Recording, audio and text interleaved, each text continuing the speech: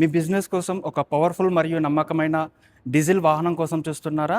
Eicher pro X diesel దీని engine, driver comfort, payload గురించి క్లియర్గా తెలుసుకునే ప్రయత్నం చేద్దాము. ఐచర్ ప్రో ఎక్స్ డీజిల్లో అయితే మనకు 2 వేరియంట్స్ అయితే రావడం జరుగుతుంది. ఒకటి 3 టన్, ఇంకొకటి 3.5 టన్. మనకు 3 టన్ ఇప్పుడైతే మనం చూడబోయేది అయితే 3 టన్ వెహికల్ గురించి. 3 టన్లో వెహికల్ లెంత్స్ వచ్చేసి మనకు 2 టైప్స్. ఒకటి 9.8, ఇంకొకటి వచ్చేసి 10.8. గ్రాస్ వెహికల్ వెయిట్ అంటే మొత్తం వెహికల్ వెయిట్, డ్రైవరు, డీజిల్ మొత్తం వెయిట్ అంతా కలిపేసి 9.8లో 2995, 10.8లో 2995 ఉన్నాయి.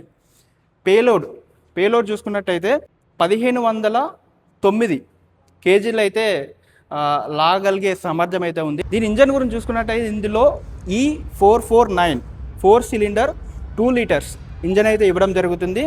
80 హార్స్ పవర్ 3200 RPMతో రావడం జరుగుతుంది. Front suspension semi electrical suspension అయితే ఇవ్వడం జరిగింది.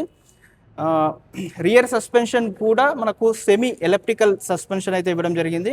మనం టైర్స్ గురించి చూసుకున్నట్టయితే 7R15 టైర్స్ అయితే రావడం జరుగుతుంది.